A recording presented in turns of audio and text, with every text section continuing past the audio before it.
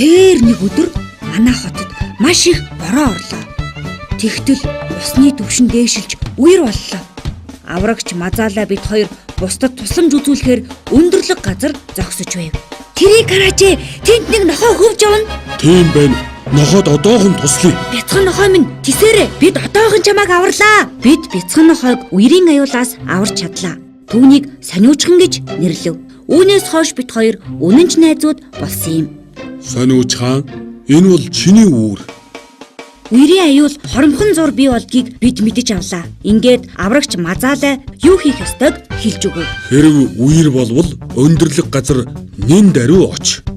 Үерийн усыг гаталж болохгүй шүү. Заавал хүлээх хэрэгтэй. Үерийн аюулаас урдчлан сэргийлэхийн тулд үерт өртөмтгий газар гэр байшингаа барьж болохгүй шүү.